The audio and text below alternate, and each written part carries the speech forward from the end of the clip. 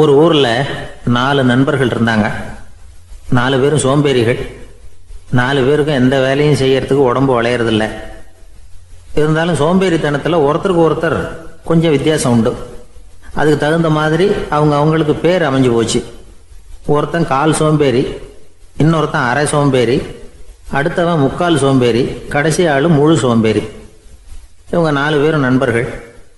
அப்புறம் எப்படி காரியம் நடக்கும்? 4 பேரும் ஒரு வீதியில் அப்படியே நடந்து போய்கிட்டு இருக்கிறாங்க. நல்ல பசி. எங்கேயாவது சோறு போடுவாங்களா அப்படின்னு பார்த்துக்கிட்டே வந்தாங்க. அவங்க வந்த வழியில் ஒரு ரூபா காசு கிடந்தது தரையில். அவங்க கண்ணில் அது பட்டுது. ஆனாலும் அதை குனிஞ்சு எடுக்கணுமே, அதுக்கு சோம்பேறித்தனம். முழு சோம்பேறி பார்த்தான். பக்கத்தில் வந்துக்கிட்டு இருந்த முக்கால் சோம்பேறிக்கிட்ட சொன்னானா, டேய் அதை கொஞ்சம் குனிஞ்சு எடுறா அப்படின்னானா. அவன் என்ன பண்ணான் தெரியுமா? அதுக்கு அடுத்தபடியாக வந்த அரை சோம்பேறிகிட்ட சொன்னானா, டேய் நீ அதை கொஞ்சம் குனிஞ்சு எடுறா அப்படின்னானா. அவன் இவனை விட மோசம். அடுத்தவங்ககிட்ட சொல்லியிருக்கிறான். அவனும் குனியறதுக்கு தயாராக இல்லை. ஆக கூடி கடைசியில் யாருமே காசை எடுக்கலை. என்னத்துக்கு அனாவசியமாக உடம்ப வளைச்சிக்கணும் அப்படின்னு எல்லாரும் பேசாமல் வந்துட்டாங்க. அவங்க பாட்டுக்கு நடந்து வந்துக்கிட்டே இருக்கிறாங்க. எதிரில் ஒருத்தன் வாழைப்பழத்தை வண்டியில் வச்சு தள்ளிக்கிட்டே வந்தான். ரூபாய்க்கு 4 பழம்னு கூவி விற்றுக்கிட்டே வர்றான். இப்போ அந்த முழு சோம்பேறி சொன்னானா, டேய் வழியில் கிடந்ததை ரூபா, அதையாவது எடுத்துக்கிட்டு வந்திருந்தா இப்போ இந்த பழத்தை வாங்கி ஆளுக்கு ஒன்று சாப்பிடலாமே அப்படின்னானா. ஆமாம் சாப்பிட்ருக்கலாமே அப்படின்னாங்களாம் மற்றவங்களும். ஆனாலும் திரும்பி போய் அதை எடுக்கணும்னு யாருக்கும் தோணலை. பேசாமல் சோர்ந்து போய் நடந்து வந்தாங்களாம். இருட்டி போச்சு. வழியில் ஒரு கோவில். சரி இங்கேயே படுத்து தூங்குவோம் அப்படின்னா ஒருத்தன். அதுதான் சரின்னாங்க மற்றவங்களும். அப்படியே மண்டபத்தில் படுத்துட்டாங்க. கோவில் அர்ச்சகர் வேலையெல்லாம் முடிச்சு விட்டு வெளியில் வந்திருக்காரு. இவங்கள பார்த்தாராம். ஏன் இப்படி சோர்ந்து போய் கிடக்குறீங்க அப்படின்னு விசாரிச்சிருக்காரு. 2 நாளாச்சுங்க நாங்கள் சாப்பிட்டு அப்படின்னாங்களாம். அவர் உடனே ஐயோ பாவம் அப்படின்னு சொல்லி பானை, விறகு, அரிசி, தண்ணி எல்லாம் கொடுத்து நீங்களே சமையல் பண்ணி சாப்பிட்டுக்குங்க அப்படின்னு சொல்லிவிட்டு போயிட்டார். இந்த 4 பேருக்கும் சமையல் பண்ணி சாப்பிட்ணும்னு ஆசையாக தான் இருந்தது. ஆனால் அடுப்பு பற்ற வைக்கணுமே, அதுக்கு தீப்பெட்டி வேணுமே. தீப்பெட்டி இல்லை. இப்போ முழு சோம்பேறி ஆரம்பித்தான். அடுத்தவனை பார்த்து, டேய் கடைக்கு போய் ஒரு தீப்பெட்டி வாங்கிட்டு வாயேன் அப்படின்னு நானா.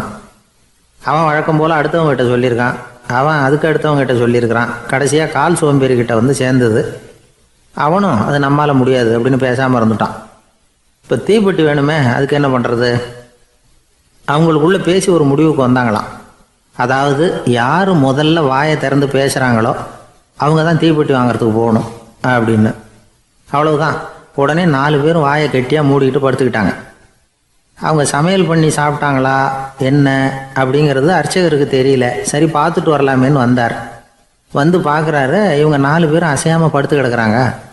அர்ச்சகர் பயந்துட்டார். ஒருவேளை பசி தாங்காமல் செத்து போட்டாங்களோ அப்படிங்கிற பயம், அல்லது நாம் கொடுத்த உணவுப் பொருளில் ஏதாவது விஷம் கலந்துருக்குமோ அப்படின்னும் பயந்தார்.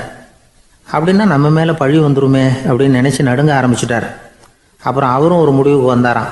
கோவிலுக்கு பக்கத்துலேயே ஒரு பெரிய குழி இருந்தது. அதில் ஒவ்வொருத்தரையாக இழுத்துக்கிட்டு போய் போட்டார். கொஞ்சம் மண்ணை தள்ளினார். காலால் மிதித்தார். அவர் மிதித்த மிதி ஒருத்தன் அடி வயத்தில் போட்டுவிட்டுது. அவன் உடனே வலி தாங்காமல் ஐயோ அம்மான்னு அலறினான். உடனே நடந்தது என்ன தெரியுமா? மற்ற 3 பேரும் துள்ளி எழுந்திரிச்சாங்களாம். அவனை பார்த்து நீ தாண்டா தீப்பெட்டி வாங்க போகணும், நீ தாண்டா வாங்க போகணும், நீ தான் சத்தம் போட்ட அப்படின்னு சொல்லி ஆரம்பிச்சிட்டாங்களாம். அர்ச்சகர் பார்த்தார். இது பேய் மாதிரி தெரியுதுன்னு நினச்சிக்கிட்டு ஒரே ஓட்டமாக ஓடி போட்டாராம். கிராமப்புறங்களில் இப்படி ஒரு கதையை சொல்கிறது உண்டு. சோம்பல்ங்கிறது நம்ம முன்னேற்றத்துக்கு பெரிய தடை அப்படிங்கிறத நாம் புரிஞ்சுக்கணும். அதுதான் இந்த கதை சொல்கிற நீதி. ஒரு பள்ளிக்கூடத்தில் ஒரு புதுமையான போட்டி நடந்துதான். அதாவது சோம்பேறித்தனத்துக்கு பரிசு. அதில் 2வது பரிசு யாருக்குன்னு அறிவித்தாங்க. ஒரு பையன் எழுந்திரிச்சு மெதுவாக நடந்து போய் பரிசை வாங்கிட்டான். அடுத்தது முதல் பரிசு யாருக்கு அப்படின்னு அறிவிச்சாங்களாம். அவன் கடைசி வரிசையிலேருந்து கத்தனானா, ஐயா அதையும் அந்த பையன் மூலமாகவே கொடுத்து அனுப்பி வச்சுருங்க, இங்கே வந்தது நான் வாங்கிக்கிறேன் அப்படின்னானா. என்னுடைய நண்பர் ஒருத்தர், அவருக்கு ஜாதகத்தில் நம்பிக்கை உண்டு. அவரே ஜோசியம்லாம் பார்ப்பார். என்ன சார் இந்த காலத்தில் இதையெல்லாம் நம்பிக்கிட்டு இருக்கீங்களே அப்படின்னு கேட்டால், உங்களுக்கு ஒன்றும் தெரியாது சார். இந்த உலகத்தில் ஒவ்வொருத்தரும் அவங்கவங்க செய்கிற நல்லது கெட்டதுக்கு தகுந்த பலனை அனுபவிச்சே தீரணும் பார். அது மட்டும் இல்லை, ஒருத்தன் செத்துட்டா கூட அவன் செஞ்ச பாவ புண்ணியங்கள் கூடவே போய்கிட்டு இருக்கோம் பார். அது எப்படி கூட போவோம் அப்படின்னு குதர்க்கமாக கேட்டால் அதுக்கு அவர் ஒரு கதை சொன்னார். அது ரொம்ப சுவாரஸ்யமாக இருந்தது. அது என்ன கதைன்னா, ஒரு ஊரில் ஒருத்தர் இருந்தாராம். அவர் ஜோசியம் பார்க்குறதுல ரொம்ப கெட்டிக்காரரான். ஒருத்தருடைய தலைமுடியை மட்டும் அவர்கிட்ட காட்டினா போதும், அதை மட்டும் பார்த்துட்டு அவருடைய ஜாதகத்தையே அலசி விடுவாராம். அப்பேற்பட்ட திறமை. அந்த ஆள் ஒரு சமயம் கன்னியாகுமரி கடற்கரைக்கு போயிருந்திருக்கார். அங்கே கரை ஓரமாக ஒரு மண்டை ஓடு கிடந்திருக்கு. அதை எடுத்து பார்த்துருக்கார். அந்த மண்டை ஓட்டை வச்சுக்கிட்டே அதோட ஜாதகத்தை அலசியிருக்கார்.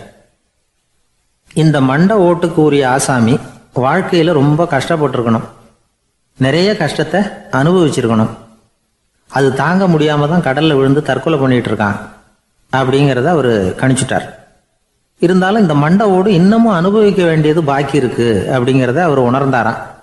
அது சரி, ஒருத்தன் உயிரோடு இருக்கிற வரைக்கும் நல்லது கெட்டதை அனுபவிக்க முடியும், செத்ததுக்கு அப்புறமும் பாக்கி இருக்குன்னா அதை எப்படி அனுபவிக்கிறது?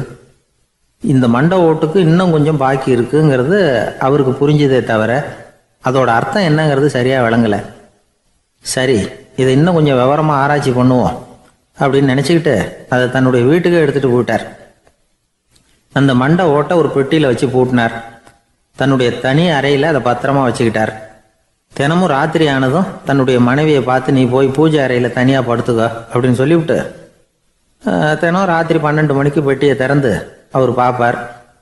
மண்டை ஓடு அப்படியே இருந்தது தவிர இன்னும் கொஞ்சம் பாக்கி இருக்குங்கிறதுக்கு அர்த்தம் அவருக்கு விளங்கலை.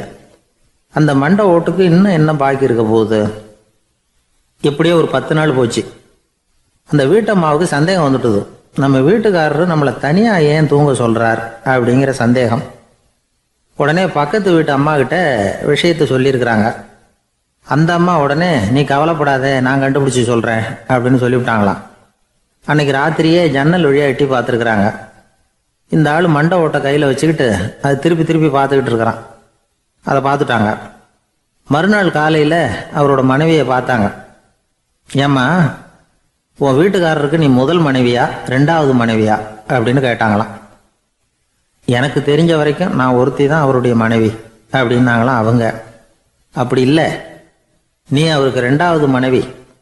முதல் மனைவியின் மண்டை ஓட்டை தான் அவர் தினமும் ராத்திரியில் எடுத்து பார்த்துக்கிட்டு இருக்கிறார் அப்படின்னாங்க அடுத்த வீட்டு அம்மா. அப்படியா விஷயம் அப்படின்னு சொல்லிவிட்டு கணவன் வீட்டில் இல்லாத நேரமாக பார்த்து அந்த மண்டை ஓட்டை எடுத்து கொண்டாந்து ஒரு உரல்ல போட்டு உலக்கையால குத்தி நொறுக்க ஆரம்பிச்சிட்டாங்க. வெளியில போயிருந்த அந்த ஆள் அப்பதான் உள்ள நுழைஞ்சார். மண்டை ஓடு உலக்கை கிட்ட குத்து வாங்கிட்டு இருக்கு. அது அனுபவிக்க வேண்டியது இன்னும் கொஞ்சம் பாக்கி இருக்குங்கிறதுக்கு அர்த்தம் எனக்கு இப்பதான் புரிஞ்சுது அப்படின்னாராம் அவர். இந்த கதையிலேருந்து நாம் இன்னொரு நீதியையும் புரிஞ்சுக்கணும். அதாவது நம்ம வீட்டை பற்றி நமக்கு புரியாததெல்லாம் அடுத்த வீட்டுக்கு. ஒரு ஊரில் ஒரு ஆள் இருந்தான். நிறைய பணம் சேர்த்தான். அவனுக்கு சம்பாதிக்க தெரியுமே தவிர செலவு பண்ண தெரியாது. மகா கஞ்சன். காசை கையில் எடுக்கவே மாட்டான். எடுத்தால் செலவு செய்ய வேண்டியிருக்குமே. அதனால் இப்படியே அவன் காலத்தை ஓட்டி விட்டான். வயசாயிட்டுது. அவனுடைய மனைவி ஒரு நாள் கேட்டாங்க, இவ்வளவு நாளா நீங்கள் என்னை எங்கேயுமே அழைச்சிட்டு போனதில்லை, இப்போவாவது அழைச்சிட்டு போகக்கூடாதா அப்படின்னாங்க. எங்கே போகணும் சொல்லுன்னா. காசிக்கு போகணும், கங்கையில் குளிக்கணும்னாங்க. இவன் பார்த்தான், இதுக்கு ஏன் அவ்வளவு தூரம் செலவு பண்ணிட்டு போகணும், நம்ம ஊர் ஆற்றுலேயே குளிக்கலாமே, இதுவும் புண்ணிய நதி தான், இங்கே குளிச்சா அங்கே குளிச்ச பலன் கிடைச்சிரும் அப்படின்னா. சரின்னு 2 பேரும் ஆத்தங்கரைக்கு போனாங்க. அன்னைக்கு ஏதோ விசேஷம், நிறைய கூட்டம், நிறைய பேர் குளிச்சுக்கிட்டு இருக்கிறாங்க. கரையில் சில புரோகிதர்கள் நின்றுக்கிட்டு இருக்கிறாங்க. குளிக்கிறதுக்கு முந்தி அவங்க கிட்ட உட்காந்தா ஏதோ மந்திரம்லாம் சொல்லுவாங்க, கொஞ்சம் காசு கொடுக்க வேண்டியிருக்கும்.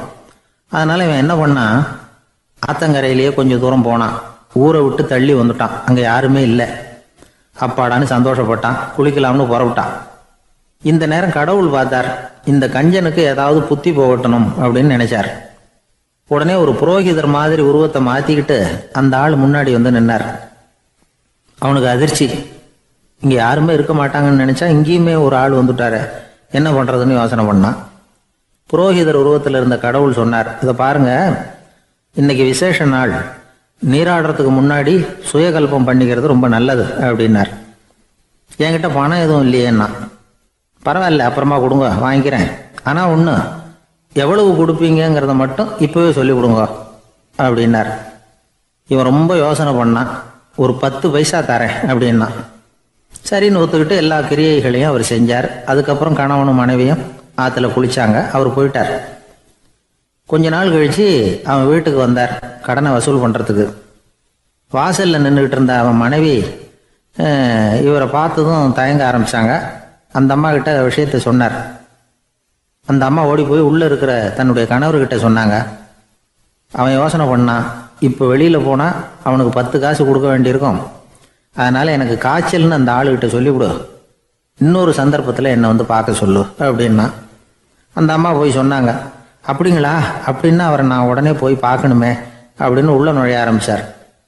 அவங்க மறுபடியும் இருங்க தான் வரேன்னு சொல்லிவிட்டு உள்ள ஓடி விஷயத்த சொன்னாங்க. இது எதுடா வம்பா போச்சு அப்படின்னு பார்த்தான்.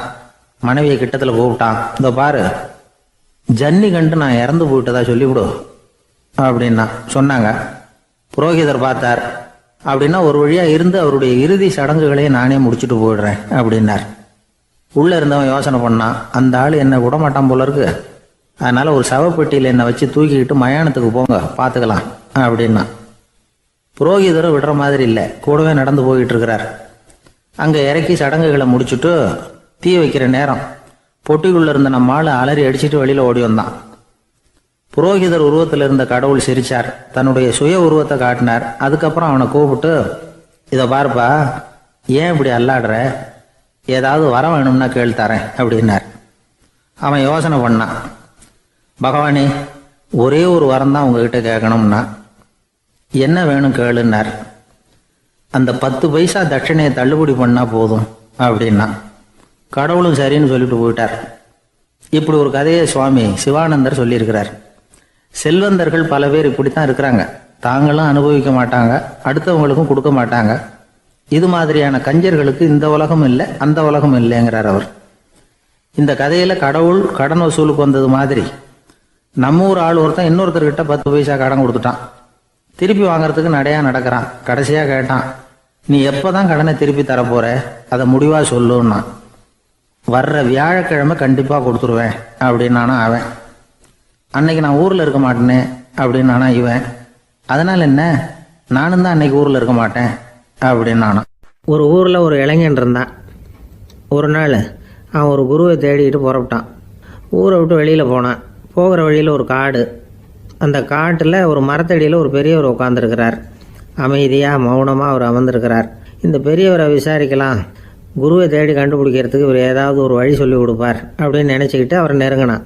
ஐயா, எனக்கு ஒரு குரு தேவை, எங்கே கிடைப்பார், அவரை எப்படி அடையாளம் கண்டுபிடிக்கிறது, அதை பற்றி ஏதாவது விவரம் சொன்னீங்கன்னா நான் கண்டுபிடிச்சிக்குவேன் அப்படின்ட்டுருக்கான். பெரியவர் நிமிர்ந்து பார்த்தார். தம்பி, அது ரொம்ப சுலபம். அவர் வயசானவராக இருப்பார், என்னை விட சுமார் 30 வயசு அதிகமாக இருக்கும். அவர் ஒரு மரத்தடியில் தான் உட்காந்துருப்பார் அப்படின்ட்டுருக்கான். சரிங்க பெரியவரே, அது என்ன மாதிரியான மரம், எப்படி இருக்கும் அப்படின்னு கேட்டிருக்கான். பெரியவர் அந்த விவரங்களையும் சொல்லியிருக்கிறாரு. அது மட்டும் இல்லை, சந்திக்கிற நாள், நேரம், வினாடி முதற்கொண்டு எல்லா விவரங்களையும் துல்லியமாக சொன்னாராம். இவ்வளவு விவரங்களை இவரால் எப்படி சொல்ல முடியுது அப்படின்னு இவனுக்கு ஆச்சரியம். இருந்தாலும் அந்த பெரியவர் கடைசியாக ஒரு விவரம் சொன்னார். அது என்ன தெரியுமா, எப்படியும் நீ அவரை சந்திக்கிறதுக்கு ஒரு 30 வருஷம் ஆகும் அப்படின்னு சொல்லிவிட்டாரான். ரொம்ப நன்றிங்க பெரியவரே அப்படின்னு சொல்லிவிட்டு அந்த இளைஞன் புறப்பட்டுருக்கான். இப்போ அவனுக்கு குரு பற்றின விவரம் எல்லாம் கிடைச்சிட்டுது, சந்திக்கிற நேரமும் தெரிஞ்சுட்டுது. ஆனால் 30 வருஷம் அவரை தேடி அலைய வேண்டியிருக்குமே. அவன் தேட ஆரம்பித்தான். காடு மலை எல்லாம் சுற்றி அலைஞ்சான்.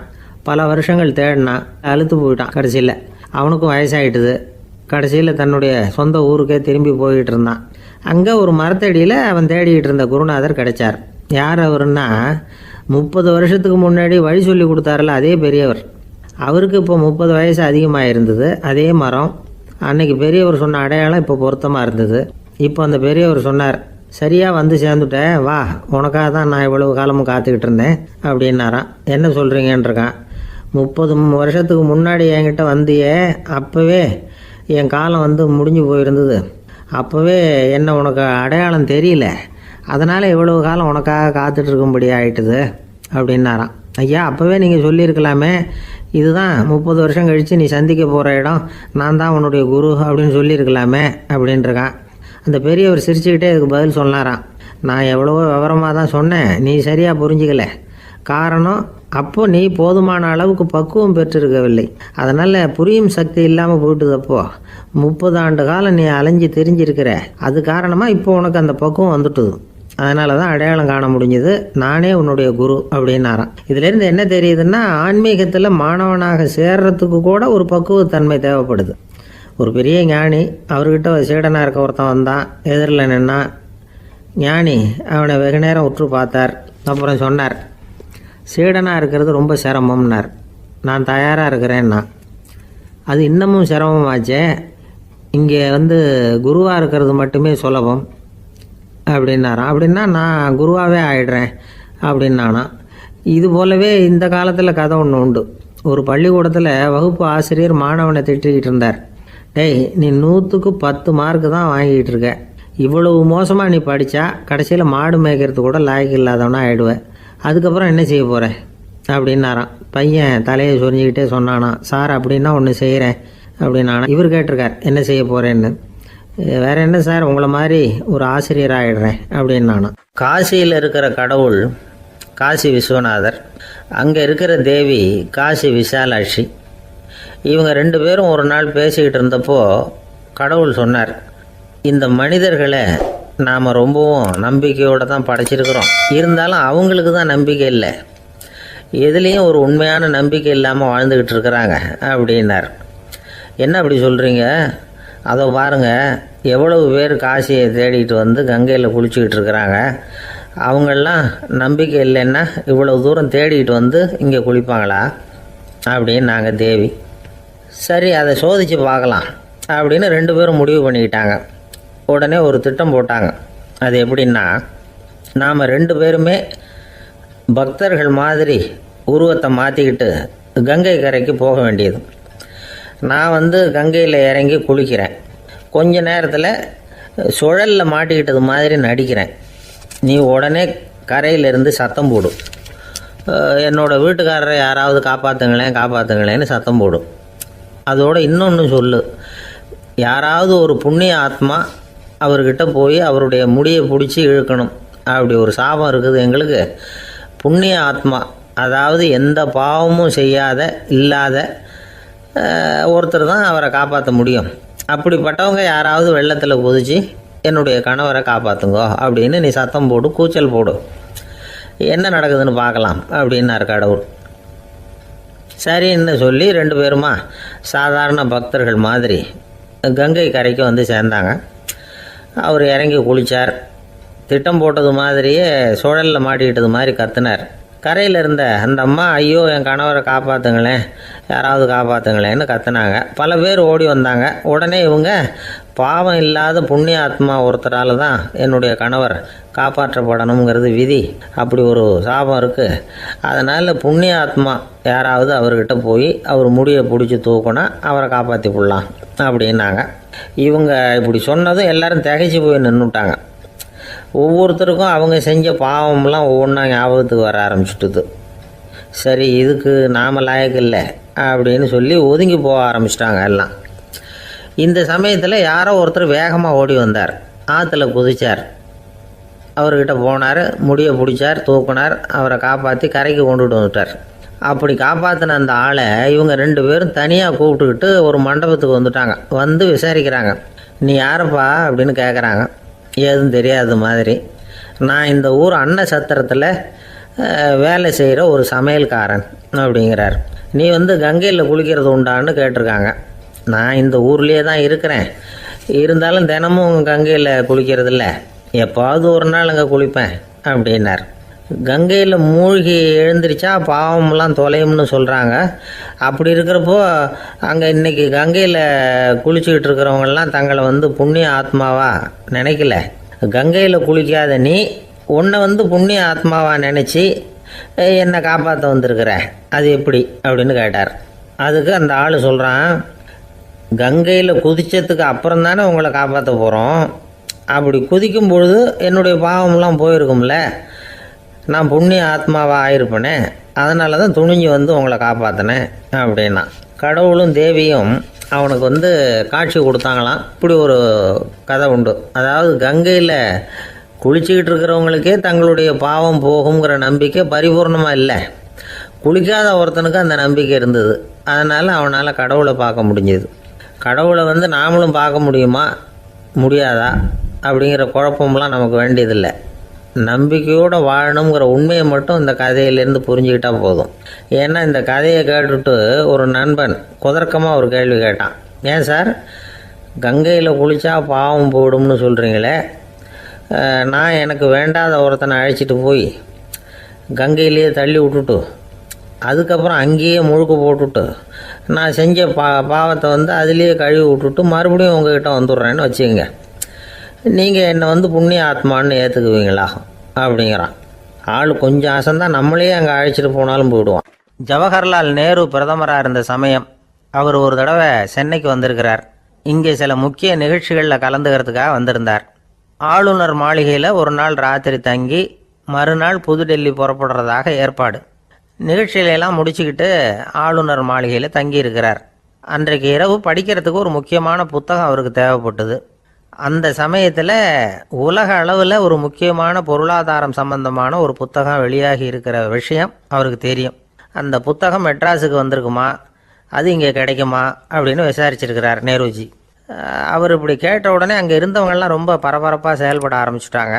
முக்கியமான இடங்கள்ல எல்லாம் விசாரிச்சிருக்கிறாங்க அந்த புத்தகம் உங்ககிட்ட இருக்கான்னு. சென்னையில் உள்ள கன்னிமாரா நூல் நிலையத்துக்கு எப்படியும் அந்த புத்தகம் வந்திருக்கணும் அப்படின்னு ஒரு நம்பிக்கை. அங்கே விசாரித்தாங்க. அந்த புத்தகம் 2 நாளைக்கு முன்னாடி தான் அங்கே வந்திருக்குது அப்படிங்கிற விஷயம் தெரிஞ்சுது. உடனே எல்லோரும் அங்கே ஓடினாங்க. அவங்களுக்கு இன்னொரு சந்தேகம், புத்தகம் வந்திருக்கு சரி, அது இந்த சமயத்தில் வேறு யாரும் படிக்கிறதுக்கு எடுத்துகிட்டு போயிருக்கக்கூடாதே அப்படிங்கிற சந்தேகம் இருந்தாலும் மனசுக்குள்ளே ஒரு தைரியம். இப்படி ஒரு புத்தகம் வெளிவந்திருக்கிற விஷயமே நேருஜி சொல்லி தான் நமக்கே தெரியும். அதுவும் இல்லாமல் உலக பொருளாதாரம் சம்பந்தமான ஏதோ ஒரு புத்தகம் அது. அதை போய் இந்த நேரத்தில் அவ்வளவு ஆர்வமாக யார் எடுத்துகிட்டு போயிட போகிறாங்க அப்படிங்கிற தைரியம். இந்த தைரியத்தோடு அந்த நூல் நிலையத்துக்கு ஓடினாங்க. புத்தகத்தை தேடினா அது கிடைக்கல, யாரோ எடுத்துகிட்டு போயிருக்கிறாங்க. நேருவுக்கு மட்டுமே தெரிஞ்சிருந்த அந்த புத்தகம் பற்றின விஷயம் சென்னையில் வேற ஒருத்தருக்கும் தெரிஞ்சிருக்குது. உடனே எல்லாரும் பரபரப்பாக அதுக்குன்னு இருக்கிற ரிஜிஸ்டர் இருக்குல்ல, பதிவேடு, அதை புரட்டி பார்க்குறாங்க யார் எடுத்துகிட்டு போகிறாங்கன்னு தெரிஞ்சுக்கிறதுக்காக. எடுத்துகிட்டு போனவங்க அதில் கையெழுத்து போட்டிருப்பாங்கல்ல, அதை பார்த்து யாருன்னு தெரிஞ்சுக்கலாம் அப்படிங்கிறதுக்காக தான் அதை புரட்டுறாங்க.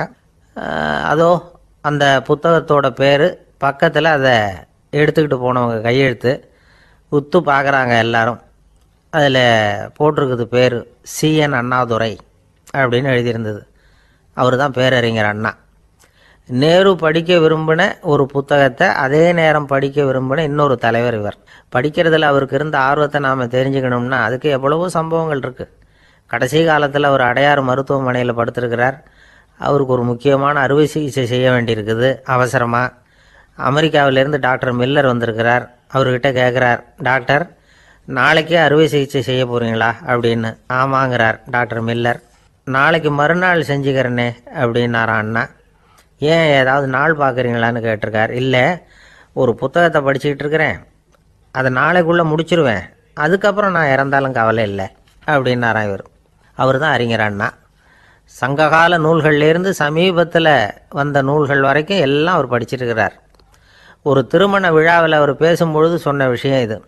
சங்க காலத்தில் காதலியை மணக்க விரும்புகிறவனுக்கு அவனுடைய தந்தை வீர சோதனைகள்லாம் வைப்பார். போய் புலிப்பல் கொண்டுக்கிட்டு வா, அப்போ தான் என் பொண்ணை கொடுப்பேன் அப்படின்னு சொல்லுவார். காதலன் உடனே காட்டுக்கு போவான், ஒரு புலியை கொன்று அதனுடைய பல்லை கொண்டுக்கிட்டு வருவான். அதை வீர பதக்கத்தில் பதிச்சு அவனுக்கு மாமனார் சூட்டுவார் கல்யாண சமயத்தில். இப்போலாம் காதலன் கிட்ட அப்படி சொல்ல முடியாது. இப்போலாம் காதலன்கிட்ட காட்டுக்கு போய் புலிப்பல் கொண்டுக்கிட்டு வான்னு யாராவது சொன்னால் புலி தான் மாப்பிள்ளையாக வந்து சேரும் அப்படின்னார். ஒரு விவசாயி விதைக்கிறதுக்காக வயல்வெளி பக்கம் போகிறார். விதைகளை அள்ளி வீசினார். அப்போ என்ன ஆச்சுன்னா, சில விதைகள் பாதை ஓரத்தில் விழுந்தது, சில விதைகள் முள் செடிகள் மண்டி இருந்த புதருக்கு இடையில் விழுந்தது, சில விதைகள் நல்ல நிலத்தில் விழுந்தது. பாதை ஓரத்தில் விழுந்த விதை என்ன ஆச்சுன்னா, அதெல்லாம் பறவைகள் கண்ணில் போட்டுவிட்டுது. உடனே உட்காந்து கொத்தி தின்னுட்டு போட்டுது. அதிகமாக மண் இல்லாத பாறை பகுதியில் விழுந்த விதையெல்லாம் லேசாக வேர் விட்டு முளைக்க ஆரம்பிச்சுது. அதுக்கப்புறம் வேர் கீழேயும் ஆழமாக போக முடியல, மேலேயும் சூரிய வெப்பம் அதிகம் தாங்க முடியல, எல்லாம் காஞ்சி கருகி போட்டுது. புதர் பகுதியில் சில விதைகள் விழுந்தது இல்லையா, முள் செடிகள் காடாக மண்டி போயிருந்தது.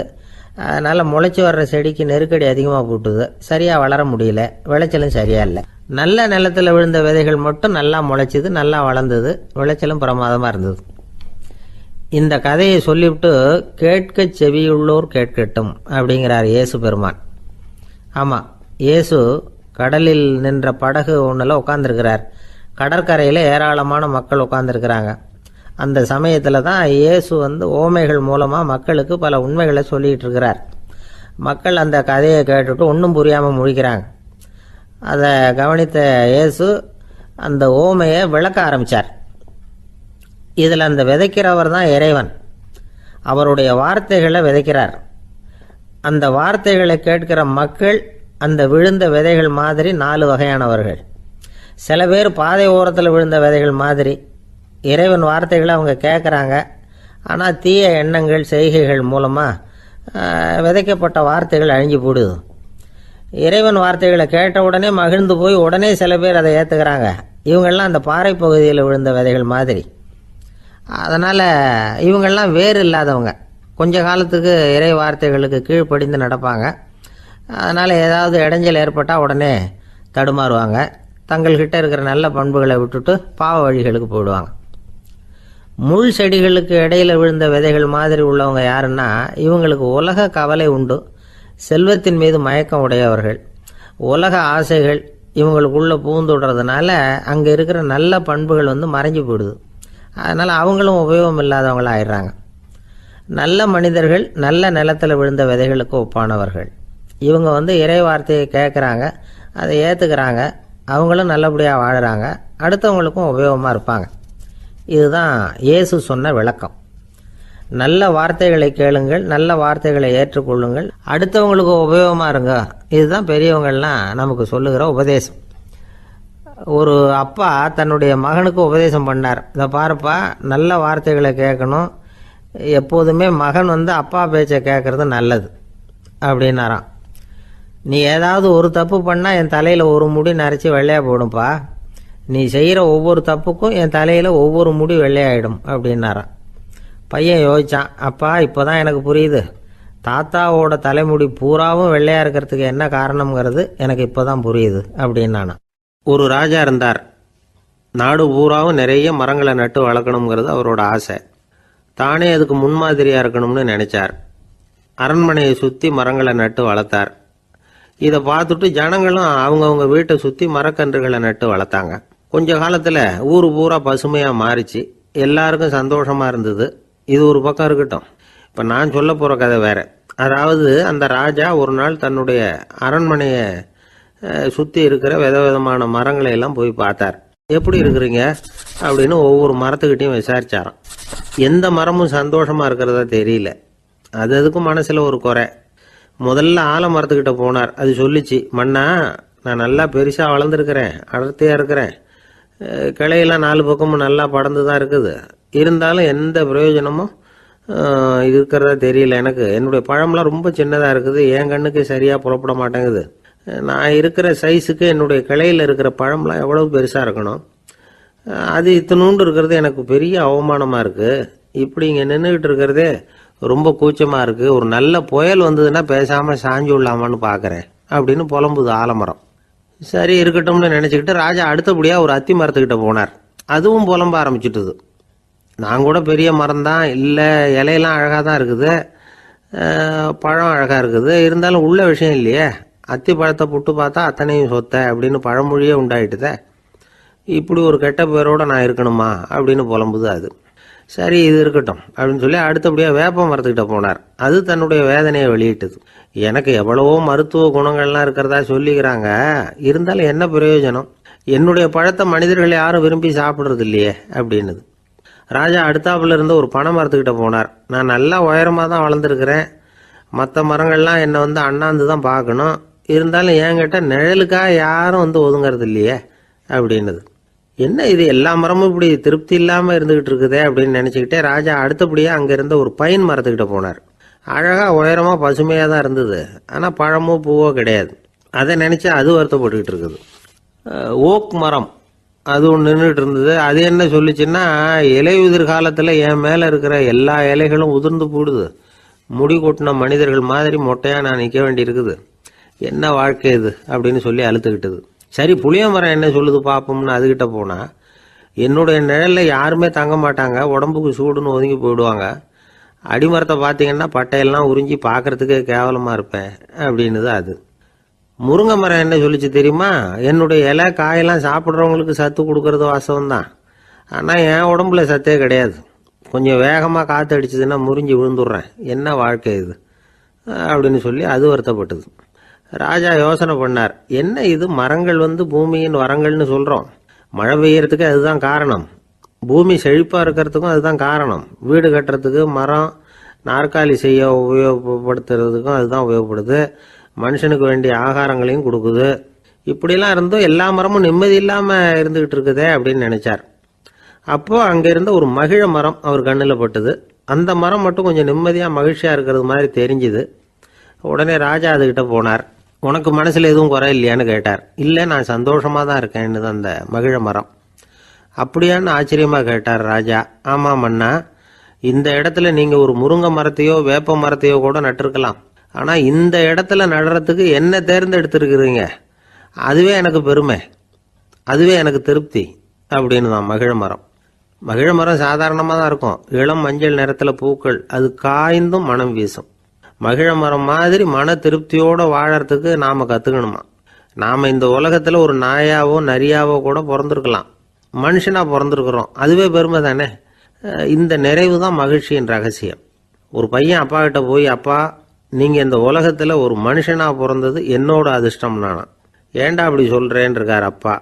நீங்கள் ஒரு கரடியாக பிறந்திருந்தா இந்நேரம் நானும் ஒரு கரடி குட்டியாக தானே இருந்திருப்பேன் அப்படின்னு நானா பையன். துருக்மேனியாவில் அஷ்காபாத் அப்படின்னு ஒரு நகரத்தில் ஒரு புவியியல் விஞ்ஞானி இருந்தார். அவர் ஒரு நாய்க்குட்டி வளர்த்தார். ஒரு நாள் முன்னிரவு நேரம் ஒரு மேஜைக்கு முன்னாடி உட்காந்து அந்த விஞ்ஞானி ஏதோ கணக்கு போட்டுக்கிட்டு இருக்கிறார். அவருக்கு ஒரு சின்ன பெண் குழந்தை, அது தொட்டிலில் தூங்கிட்டு இருக்குது. அந்த நாய்க்குட்டியும் ஒரு மூலையில் படுத்து அது பாட்டுக்கு தூங்கிட்டு இருந்தது. ஒரே அமைதி. அந்த நேரத்தில் திடீர்னு அந்த நாய்க்குட்டி துள்ளி எழுந்திரிச்சது. நேராக குழந்தைகிட்ட ஓடிச்சு. அந்த குழந்தைய அது போட்டிருந்த ட்ரெஸ்ஸோடு சேர்த்து கவ்வி தூக்குச்சு. தூக்கிக்கிட்டு வாசல் பக்கம் ஓடிச்சு. நாய்க்குட்டி குழந்தைய கவ்வி தூக்க முடியுமாங்கிற சந்தேகம் உங்களுக்கு இல்லையா?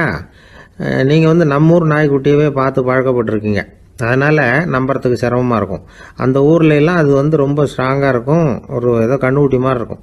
விஞ்ஞானி அதை பார்த்துட்டார். உடனே அந்த நாய்க்கு வெறி பிடிச்சிட்டுதுன்னு முடிவு பண்ணிட்டு தன்னோட கை துப்பாக்கியை எடுத்துக்கிட்டு ஓடி வந்தார். அவர் வெளியில் நாய்க்குட்டி எங்கே அப்படின்னு பார்த்து தேடுறார். அந்த நேரத்தில் அந்த வீடு இடிஞ்சு விழுது. காரணம் பூமி அதிர்ச்சி. இப்படி பூமி அதிர்ச்சி உண்டாக போகுதுங்கிறது அந்த நாய்க்குட்டிக்கு முன்னாடியே தெரிஞ்சு போச்சு.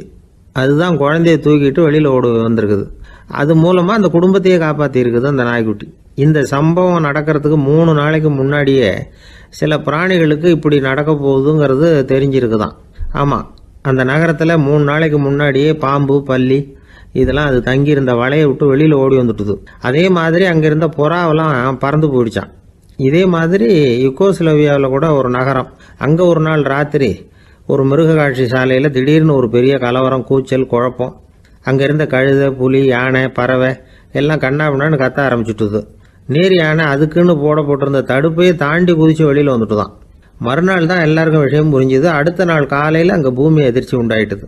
இப்போ பாருங்க, அதாவது மனுஷனை போய் தீர்க்க தரிசி அது இதுன்னு சொல்லிட்டு இருக்கிறோம், இவனை விட அது பரவாயில்லைன்னு தோணுது. அதாவது மிருகங்கள் ஒன்று நடக்க போகுதுங்கிறத முன்னாடியே புரிஞ்சுக்குதே. சரி, இதெல்லாம் எப்படி அது முன்கூட்டி புரிஞ்சுக்குது? அதுதான் படைப்பு ரகசியம். அதை கண்டுபிடிக்கிறதுக்கு தான் மனுஷன் ஆராய்ச்சி பண்ணிகிட்டு இருக்கிறான். விஞ்ஞானிகளோட ஆராய்ச்சியெல்லாம் ஒரு பக்கம் இருக்கட்டும், வீட்டுக்குள்ளேயே சில ஆராய்ச்சி பண்ணி பாருங்களேன். இப்போ சில யோசனை சொல்லி அதை சோதனை பண்ணி பாருங்க அப்படின்னு ஒருத்தர் சொன்னாராம். அதாவது இப்போ மழை வருமா வராதா அப்படின்னு தெரிஞ்சுக்கணுமா, உடனே ஒரு பூனைக்குட்டி பின்னாடியே மெதுவாக போய் அது என்ன செய்யுதுன்னு கவனித்து பார்க்கணும். பூனைக்குட்டி தன்னோட பாதத்தினால சுகத்தில் அப்படி கீறிக்கிட்டு இருக்கும். அப்படி கீறினா கண்டிப்பாக மழை வரும். சில சமயம் பூனைக்குட்டி அப்படி மல்லாந்து படுத்துக்கிட்டு பாதத்தை உயர தூக்கும், அப்படியும் எப்படியும் புரளும். இப்படி செஞ்சதுன்னா அன்னைக்கும் மழை இருக்காது. அதனால் முன்னாடி இருந்தது மழை வர்றதுக்கு அறிகுறி, இது மழை இல்லைங்கிறதுக்கு அறிகுறி. பறவைகள், பிராணிகள் இதுகளோட நடவடிக்கைகளை பார்த்துட்டு அதையெல்லாம் அடிப்படையாக வச்சு தான் காலநிலையை கண்டுபிடிக்கிற கருவிகளை கண்டுபிடிச்சிருக்கிறாங்க. வாத்து இருக்குல்ல, சில சமயம் தன்னோட அழகை தன்னோட இறகுகளில் அப்படியே புதைச்சிக்கும். அப்படி செஞ்சால் குளிர்காலம் வரப்போகுதுன்னு அர்த்தம். பருவநிலை குளிராக மாறப்போகுதுங்கிறதுக்கு இதுதான் அறிகுறி. சிட்டுக்குருவி இருக்குதுல்ல, அதெல்லாம் புழுதியில் உழுந்து புரளும், சிறகுகளை படபடன்னு அடிச்சுக்கும். அப்படி செஞ்சால் மழை வரப்போகுதுன்னு அர்த்தம். ஒன்று மட்டும் நாம் நல்லா தெரிஞ்சுக்கணும், இயற்கையின் சீற்றம்னு சொல்கிறோம் இல்லையா, இயற்கை ஏன் நம்ம மேலே கோவப்படுது? இயற்கையை நாம் அனுசரித்து போகிறதில்ல, அதனால் கோவப்படுது. காடுகளை அழிக்கப்படாது, விலங்குகளை கொல்லக்கூடாது, இயற்கை ஏற்படுத்தி வச்சிருக்கிற சமநிலையை கெடுக்கக்கூடாது. அதை புரிஞ்சுக்கிட்டு வாழ்ந்தோம்னா பூமியும் நடுங்காது, நாமளும் நடுங்க வேண்டிய அவசியம் இருக்காது. ஒருத்தர் இருந்தார், சாராய கடைக்கு போனாராம், நிறைய சாப்பிட்டார். அப்புறம் சொன்னார், இது ரொம்ப அற்புதமான சரக்கு போல் இருக்குது, உள்ளே போன உடனே இந்த பூமியே நடுங்கிறது மாதிரி இருக்குது எனக்கு அப்படின்னாராம். இதுக்கு கடைக்காரர் சொல்லியிருக்கார், நீங்கள் சாப்பிட்டது வெறும் பச்சை தண்ணி தாங்க, இப்போ ஏற்பட்டிருக்கிறது நிஜம் பூமி அதிர்ச்சி அப்படின்னாராம். பக்தின்னு சொல்கிறோம் இல்லையா, அது 3 வகைப்படும் அப்படிங்கிறார் ஒரு பெரியவர். அது என்ன 3 வகைன்னா, தெய்வ பக்தி, அடியார்கள் பக்தி, குரு பக்தி. அடியார் பக்தியை விட தெய்வ பக்தியை விட குரு பக்தி தான் ரொம்பவும் சிறந்ததுங்கிறார் அவர். தெய்வத்துக்கிட்ட செஞ்ச பாவம் குருநாதர்கிட்ட தீர்ந்துருமா, குருநாதர்கிட்ட செஞ்ச பாவம் தெய்வத்துக்கிட்ட போனாலும் தீராதான். இப்படி பெரியவங்களாம் சொல்லி வச்சிருக்கிறாங்க.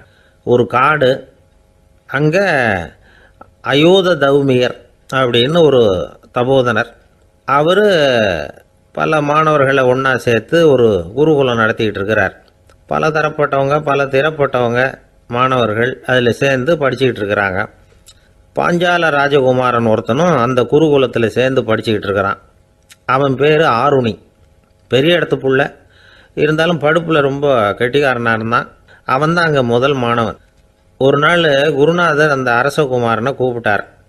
நம்ம குருகுலத்துக்கு சொந்தமான வயலில் தண்ணீர் பெருகி வெள்ளம் பயிரை அழிக்குதான், அதனால் நீ போய் மடையை அடைச்சிட்டு வந்துரு அப்படின்னார். அந்த அரசகுமாரன் உடனே புறப்பட்டான். குருநாதர் சொல்லிட்டார்ல, உடனே புறப்பட்டான். நான் பெரிய இடத்து பிள்ளையாச்சே, ராஜகுமாரனாச்சே, ரொம்ப செல்வாக்கூட வளர்ந்தவனாச்சே, நான் போய் வயலில் இறங்கி வேலை செய்கிறதா அப்படின்னுலாம் அவன் நினைக்கல. குருநாதர் கட்டளையை நிறைவேற்ற வேண்டியது நம்ம கடமை அப்படின்னு நினச்சான். உடனே ஒரு மண்வெட்டியை தூக்கி தோளில் வச்சுக்கிட்டு புறப்பட்டு போயிட்டான்.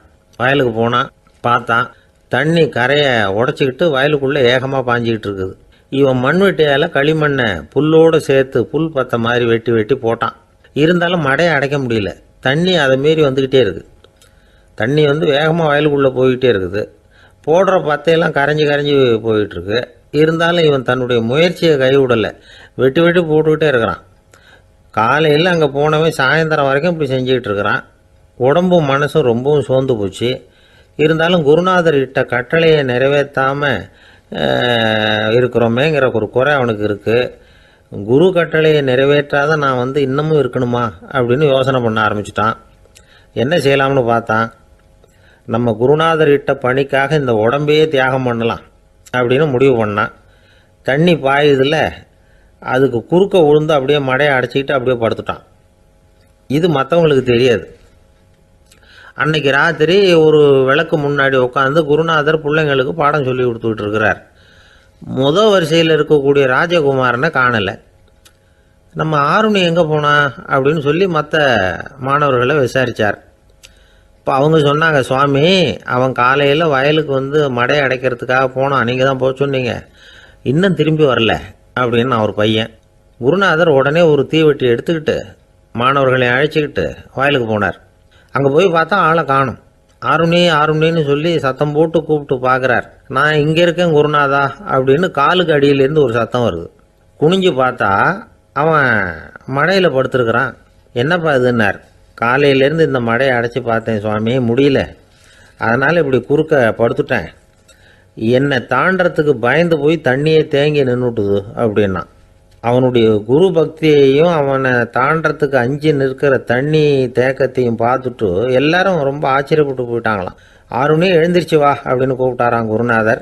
அவன் தண்ணீரை பொழந்துக்கிட்டு எழுந்திரிச்சு வந்தானான். அதனால் அவனுக்கு உத்தாலகன் அப்படின்னு ஒரு பேர்.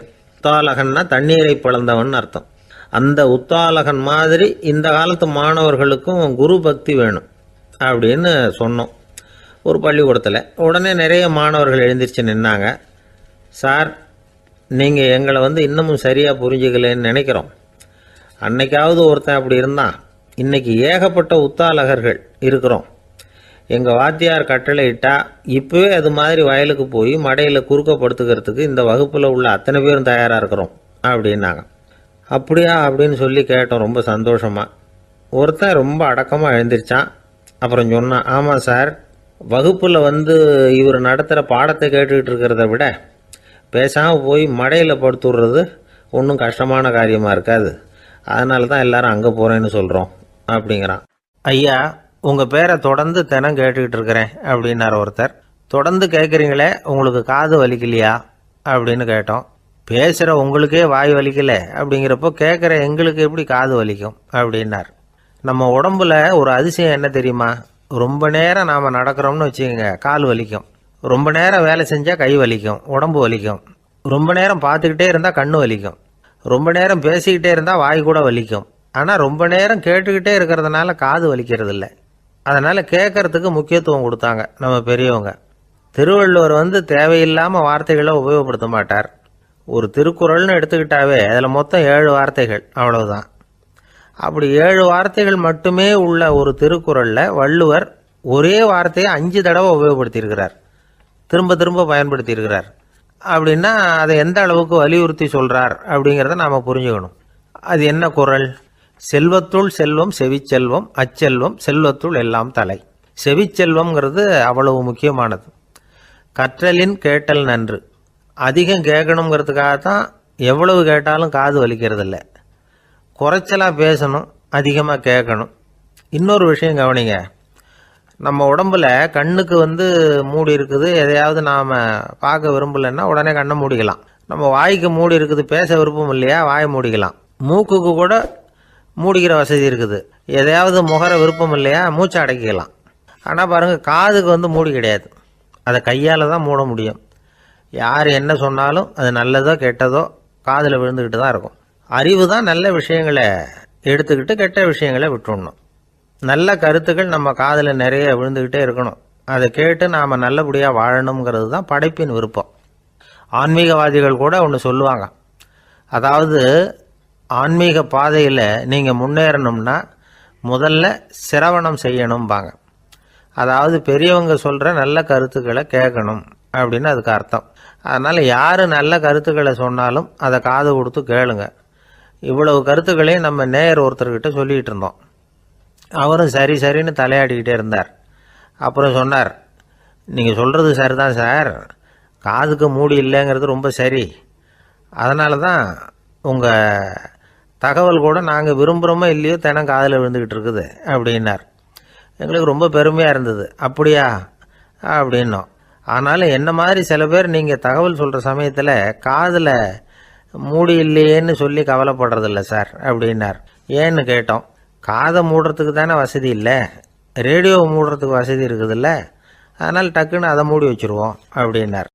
கங்கை கரை தோட்டம் பக்கத்தில் ஒரு ஆசிரமம், அங்கே ஒரு பெரியவர் தங்கி இருக்கிறார். அவர் தான் ராமகிருஷ்ண பரமஹம்சர். அந்த ஆசிரமம் இருந்த இடம் கரக்பூர். வங்காளத்தில் பொதுவாக எல்லாரும் மீன் சாப்பிட்றது உண்டு. கங்கையில் குளிச்சுட்டு கையில் ஒரு மீனோடு வர்றது வழக்கம். இவர் இருக்கிற இடத்துக்கு கங்கையில் படகு வழியாக வரணும். அப்படி தான் எல்லோரும் வருவாங்க.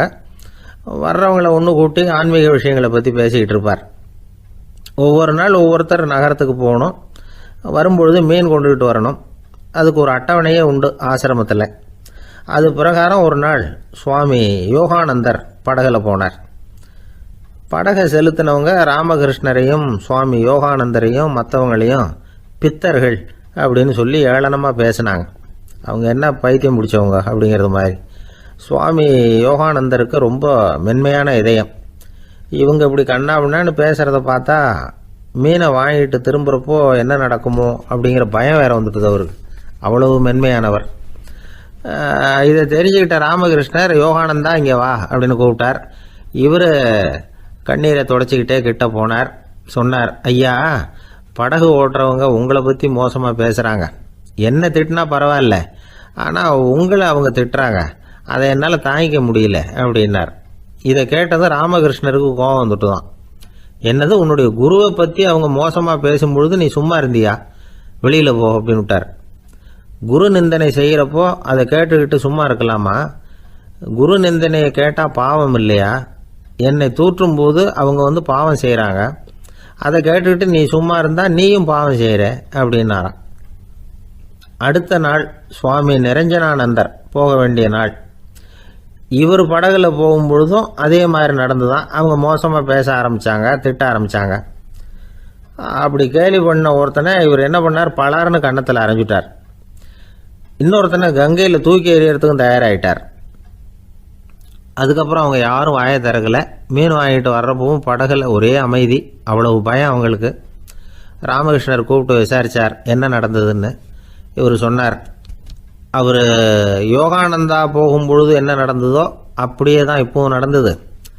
குரு நிந்தனை செய்கிறத கேட்டுக்கிட்டு நான் சும்மா இருப்பேனா, ஒருத்தனை அப்படியே அரைஞ்சுட்டேன், இன்னொருத்தனை ஆற்றுல தூக்கி போட்டுருவேன்னு பயமுறுத்தினேன், அவ்வளவுதான் அப்படின்னாராம். இப்போவும் ராமகிருஷ்ணருக்கு கோபம் வந்துட்டு தான். என்ன இது, அணியறது காஷாயம், இருக்கிறது ஆசிரமம், உனக்கு இவ்வளவு கோபம் வந்ததுன்னா அப்புறம் என்னத்துக்கு ஆசிரமத்தில் இருக்கணும், பிரம்மச்சாரி எப்பவும் அமைதியாக இருக்கணும் அப்படின்னு அறிவுரை சொன்னாராம் ராமகிருஷ்ணர். அப்போ இவர் கேட்டாராம், ஏங்க அவருக்கு ஒரு விதமான அறிவுரை சொன்னீங்க, எனக்கு வேற விதமாக அறிவுரை சொல்கிறீங்க, இதில் எது உண்மை அப்படின்னு கேட்டிருக்கார். இதுக்கு ராமகிருஷ்ணர் சொன்ன பதில் என்னென்னா, அட அசடே, சக்கரத்தில் காற்று அதிகமாக இருந்தால் குறைக்கணும், குறைச்சலாக இருந்தால் கூட்டணும். அவன் சாது, அவனுக்கு அதிக உணர்ச்சி தேவை, உனக்கு படபடப்பு அதிகம், உனக்கு பொறுமை தேவை அப்படின்னாராம். இதில் உள்ள கருத்து என்னென்னா, கல்விங்கிறது எப்படின்னா அதை சூழ்நிலைக்கு தகுந்த மாதிரி கற்பிக்கணும். எல்லாருக்கும் ஒரே மாதிரி கற்பிக்கக்கூடாது. கேட்குறவர் தகுதி, புரிஞ்சுக்கிற திறமை, இதை பொறுத்து கல்வி அமையணும். ஆரம்ப காலத்தில் ஒரு குரு, அப்போ ஒரு சீடன் இருந்தான். அது வேடிக்கையான குரு, வேடிக்கையான சீடன். ஒரு ஆசிரமம். ஒரு நாள் ஒருத்தன் அவசரமாக அந்த குருவை தேடி வந்திருக்கிறான். என்ன விஷயம்னு விசாரித்தார் குரு. உங்கள் சீடர் என்னை அடிச்சுட்டார் அப்படின்னு புகார் பண்ணானா அந்த ஆள். குரு சீடனை கூப்பிட்டார். அடிச்சியா இந்த ஆளை அப்படின்னு கேட்டாராம். ஆமான் இருக்கான் சீடன். ஏன் அடிச்சே அப்படின்னு கேட்டாராம். இந்த ஆள் உங்களை பற்றி மட்டமாக பேசிவிட்டான், என்னால் அதை தாங்கிக்க முடியல, அதனால தான் அடிச்சுட்டேன்ருக்கான்.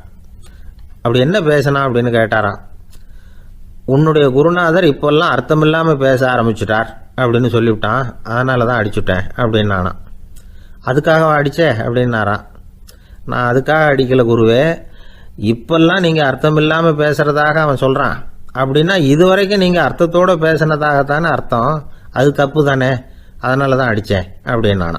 தேசத்து மேலேயும் தாய்மொழி பேர்லையும் செலுத்துற அன்புக்கு அபிமானம்னு பேர். தேசாபிமானம்னு சொல்றமே இதுதான். ஒரு கணவன் மனைவி பேர்ல காட்டுற அன்புக்கு காதல்னு பேரு. கடவுள் பேர்ல செலுத்துற அன்புக்கு பக்தின்னு பேரு. இப்படி அன்புல பல ரகம் இருக்கிறப்போ அதுல உள்ள வித்தியாசம் தெரியாம இடம் மாத்தி அன்பு காட்டினா இடைஞ்சல் தான். சரி, இந்த அன்பை பத்தி விஞ்ஞானம் என்ன சொல்லுது தெரியுமா? இதயத்தை பாதுகாக்கிறதுக்கு முக்கியமா தேவைப்படுற ஒண்ணு இந்த அன்புதான்னு சொல்லுது. நெதர்லாந்து விஞ்ஞானிகள் இதை ஆராய்ச்சி பண்ணியே கண்டுபிடிச்சிருக்கிறாங்க.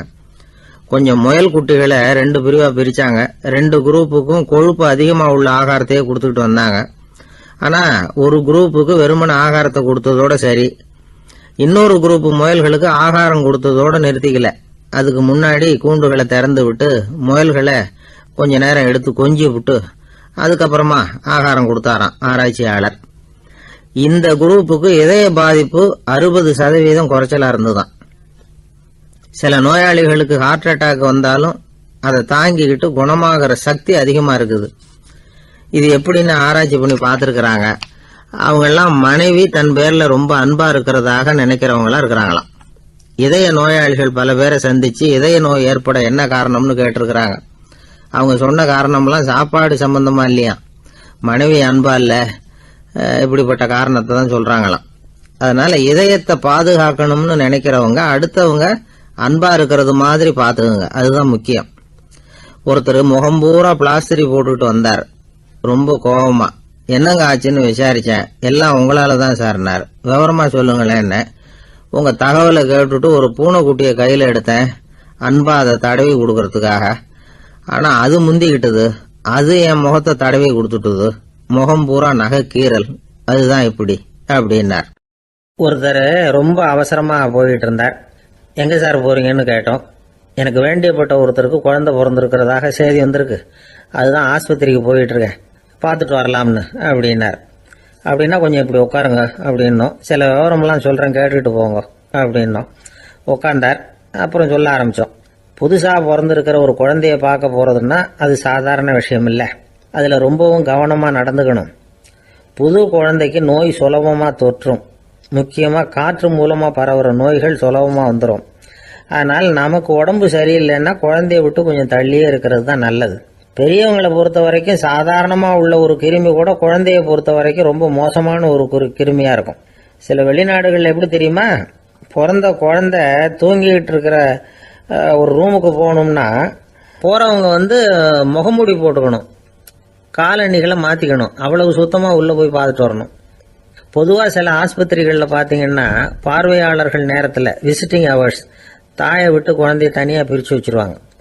எதுக்குன்னு நினைக்கிறீங்க? அந்த நேரம் பல பேர் வருவாங்க போவாங்க. அவங்க கை கால் சுத்தமாக இருக்காது. சுத்தமில்லாத கைகள் மூலமாக கிருமிகள் பரவும். சுத்தமில்லாத கைன்னா மண்ணு தூசி படிஞ்சிருக்கிற கை மட்டும் தான் அர்த்தம் இல்லை. சாலையில் கையை வீசிக்கிட்டு நடந்து வர்றீங்க, குழந்தைய பொறுத்த வரைக்கும் அது கூட சுத்தம் இல்லாத கை தான்.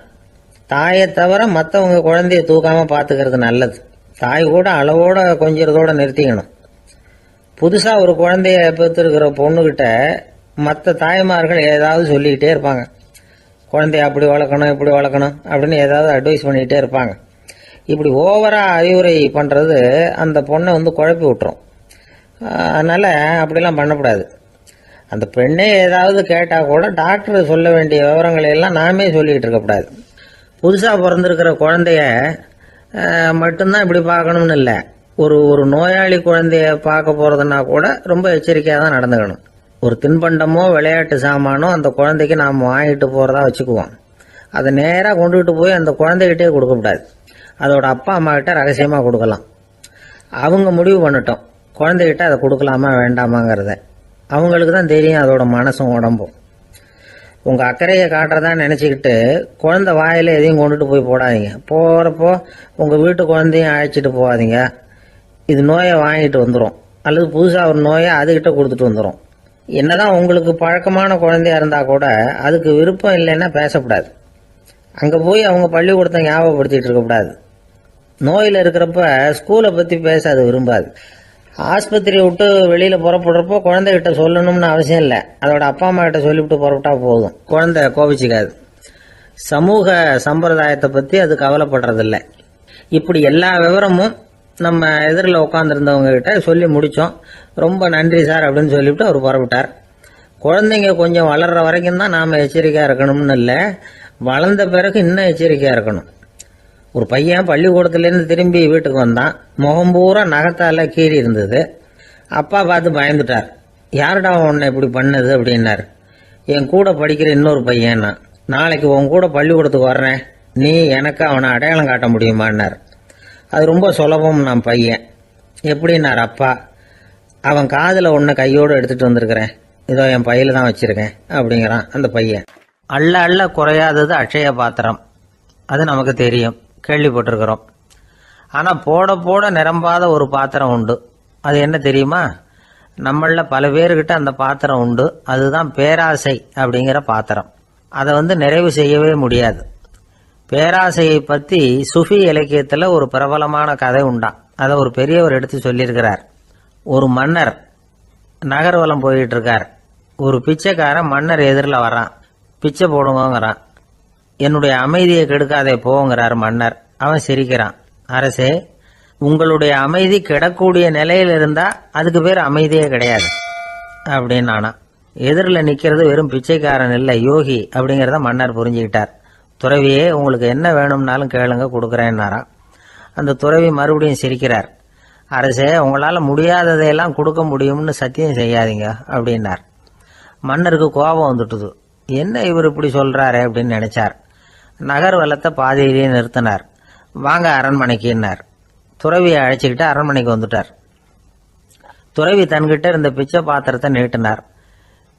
இது நிறைய எனக்கு பொற்காசுகள் வேணும் அப்படின்னாராம். அவ்வளவுதானா, இது ஒரு பெரிய காரியமா அப்படின்னு கையை தட்டினாராம் மன்னர். ஒரு பெரிய தாம்பாளம் நிறைய பொற்காசுகள் சேர்ந்தது. அதை அள்ளி போட்டார். போட போட அந்த பிச்சை பாத்திரம் நிரம்பவே இல்லை. பொற்காசுகள் போட போட அவ்வளவையும் உள்ளே வாங்கிக்கிட்டே இருக்குது. அரசாங்க கஜானாவே காலி ஆகிட்டுது. மூட்டை மூட்டையாக பொற்காசுகளை கொட்டி பார்த்துட்டாங்க. அது முழுங்கிக்கிட்டே இருக்குது. கடைசி வரைக்கும் அந்த பிச்சை பாத்திரம் நிரம்பவே இல்லை. அரசர்கிட்ட இருந்த கர்வம் போயிட்டுது. அப்படியே பொத்துன்னு துறவி காலில் விழுந்தார். அப்போ அந்த துறவி சொன்னாராம், மன்னா, இந்த பிச்சை பாத்திரத்தை உங்களால் மட்டும் இல்லை, வேற யாராலையும் நிரப்ப முடியாது. அதுக்கு என்ன காரணம்னா, இது சாதாரண பிச்சை பாத்திரம் இல்லை, பேராசைகளோட வாழ்ந்து செத்து போன ஒரு மனிதனின் மண்டை ஓடுது அப்படின்னாராம். பாருங்க, இதுதான் அந்த சுஃபி இலக்கிய கதை.